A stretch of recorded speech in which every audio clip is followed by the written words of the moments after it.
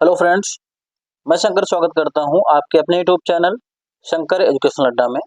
दोस्तों, इस वीडियो में हम लोग देखने वाले हैं एमए जियोग्राफी। आपका सेकंड सेमेस्टर है, आपका सेकंड पेपर है जिसको बोलते हैं आप इकोनॉमिक जियोग्राफी यानी आर्थिक भूगोल। और यह जरूरी नहीं है कि आप जिस यूनिवर्सिटी में पढ़ रहे हैं उसमें आपका इकोनॉमिक जियोग्राफी जो है सेकंड सेमेस्टर में ही रखा गया हो।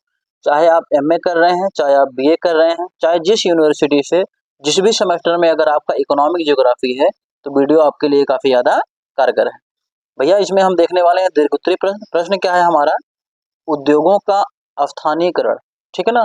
उद्योगों का अस्थानीकरण क्या होता है, उसके कारण, उसके लाभ और उससे होने वाली हानियों की क्या करना है भैया?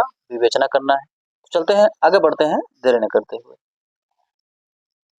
भैया, उद्योगों का अस्थानीकरण क्या होता है इसके बारे में हम जान लेते हैं। तो देखिए, लिखा गया है उद्योगों के अस्थानीकरण का सीधा सा अर्थ है कि कुछ सुविधाओं की उपलब्धता के कारण किसी विशेष क्षेत्र या स्थान पर औद्योगिक इकाइयों का संकेंद्रीकरण या फिर केंद्रीकरण करना।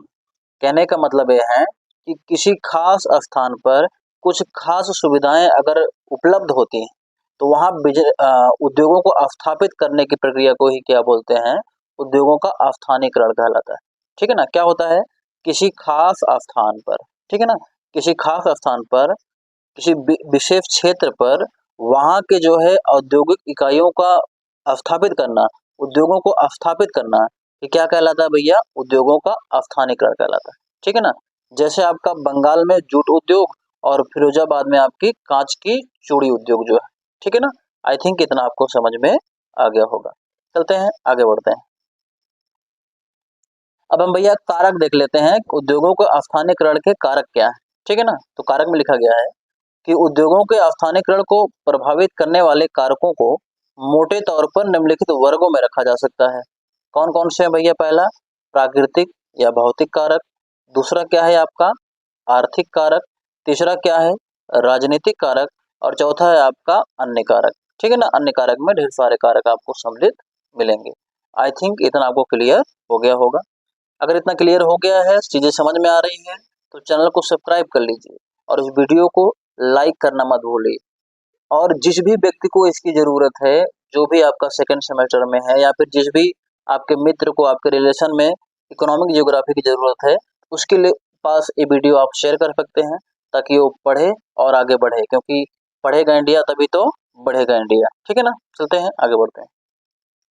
चलो भाई, पहला है आपका भौतिक कारक या फिर प्राकृतिक कारक।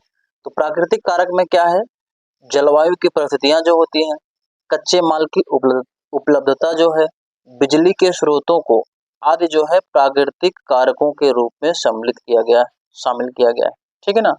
जहाँ पे भैया जो जलवायु संबंधी आवश्यकताएं हैं, उद्योग दर उद्योग अलग अलग होती है। कहने का मतलब ये है, जो जलवायु संबंधी आपकी आवश्यकताएं हैं उद्योग के लिए, हर एक उद्योग के लिए अलग अलग होती है।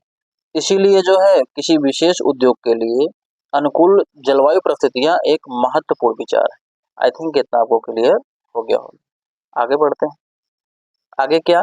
इसी प्रकार उद्योगों के लिए कच्चा माल भी आसानी से उपलब्ध होना चाहिए। अब अगर किसी स्थान पे आप उद्योग स्थापित करना चाहते हैं और वहाँ कच्चा माल आपको मिल ही नहीं रहा है, काफी दूर से कच्चा माल लेके आना पड़ रहा है, तो आपका खर्चा बहुत ज्यादा बढ़ जाएगा।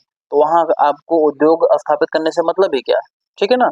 तो वही कह रहा है कि भैया कच्चा माल की उपलब्धता भी आसानी से हो जानी चाहिए, कच्चा माल भी आसानी से उपलब्ध हो जाना चाहिए। आगे क्या है? यही स्थिति बिजली के स्रोतों की भी है। भैया, आप यदि किसी स्थान पे जो है बिजली के स्रोत और कच्चे माल उपलब्ध नहीं है, ठीक है ना, और अन्य प्राकृतिक परिस्थितियां अनुकूल हैं, तो वहाँ भैया जलवायु परिस्थितियां किसी काम की नहीं होंगी। कहने का मतलब सारी सुविधाएं आपको हैं, वहाँ की जलवायु भी आपके उद्योग के अनुकूल है। जैसा उद्योग आप खोलना चाहते हैं, वहाँ की जलवायु भी उसका समर्थन करती है। लेकिन वहाँ बिजली आपको ना तो बिजली का स्रोत मिल रहा है और ना ही कच्चे माल मिल रहे हैं, तो बढ़िया तरीके से आप अपना बिजनेस जो है, अपना उद्योग रन नहीं करा पाएंगे। ठीक है ना? तो वहाँ जो जलवायु परिस्थितियां हो जाती है वो किसी काम की नहीं रह जाती इस सिचुएशन में। आई थिंक इतना आपको क्लियर हो गया होगा। चलते हैं आगे, बढ़ते हैं। अगला क्या है भैया? आर्थिक कारक। आर्थिक कारक में क्या क्या चीजें सम्मिलित होती हैं, इसको भी देख लीजिए। तो लिखा गया है, बाजारों से निकटता। भैया, जहाँ आपका उद्योग हो वो बाजारों के नज़दीक हो, ताकि वहाँ से सामान आने जाने में, बाजारों में पहुँचाने में ज़्यादा कष्ट ना हो। श्रम या जनशक्ति की उपलब्धता, भैया काम करने के लिए वर्कर भी मिल जाए, लोग जो है बढ़िया तरीके से आसानी से मिल जाए आपको, ऐसे स्थान पे जो है आपको बिजनेस खोलना चाहिए। पूंजी या वित्तीय संसाधन प्राप्त करने की सुविधाएं भी होनी चाहिए, परिवहन और संचार की सुविधाएं भी होनी चाहिए। इन सबको भैया आर्थिक कारक में शामिल किया जाता है। ये सभी कारक किसी उद्योग को उस स्थान पर स्थानीयकरण करने के लिए प्रोत्साहित करते हैं जहां से वे आसानी से उपलब्ध हैं। कहने का मतलब आर्थिक कारक जहां भी आसानी से उपलब्ध होते हैं वहां आप किसी भी उद्योग को स्थापित कर सकते हैं। ठीक है ना? आई थिंक इतना आपको क्लियर हो गया होगा। चलते हैं आगे बढ़ते हैं। अगला हमारा क्या है भैया? राजनीतिक कारक। क्या है? राजनीतिक कारक। तो देखिए लिखा गया है, राजनीतिक कारकों में सरकार और अन्य स्थानीय एजेंसियों द्वारा प्रोत्साहन, भैया जो आप उद्योग लगाना चाहते हैं उससे ताकि सरकार को भी कोई रोक टोक न रहे और वहाँ के जो अन्य स्थानीय एजेंसियां हैं उनके द्वारा भी आपको प्रोत्साहन मिलता रहे, भाई आप बढ़िया कर रहे हैं, बिजनेस यहाँ चालू करिए, हम भी आपके सहयोग में। करों में रियायत, जो टैक्स वगैरह होते हैं उसमें भी आपको रियायत बढ़ती जाए, ज़्यादा टैक्स ना देना पड़े। सरकार या वित्तीय संस्थान द्वारा कन्फेशनल क्रेडिट और परिवहन संचार की सुविधाएं जैसी चीजें जो होती हैं वो आपके राजनीतिक कारक में सम्मिलित होती है। जहां पर ये सारे कारक आपको आसानी से मिलेंगे वहां आपको बिजनेस खोलने में, उद्योग स्थापित करने में ज्यादा प्रॉब्लम नहीं होगी। अगला क्या है भैया आपका? अगला है अन्य कारक। अन्य कारकों में जो है आपका सामाजिक और धार्मिक कारक जो है सम्मिलित हो सकते हैं। ठीक है? आई थिंक वीडियो आपको पसंद आई। अगर वीडियो पसंद आ रही है तो चैनल को सब्सक्राइब और लाइक करना मत भूलिएगा, मैं बार बार आपसे कह रहा हूँ, ताकि जब भी मेरी वीडियो पड़े सबसे पहले आपको मिले। और लोगों के पास इसको शेयर कर दीजिए, इतना शेयर करिए कि लोग जो है अपनी ज़रूरत पूरा कर सके इसको, क्योंकि पढ़ेगा इंडिया तभी तो बढ़ेगा इंडिया। ठीक है? चलते हैं।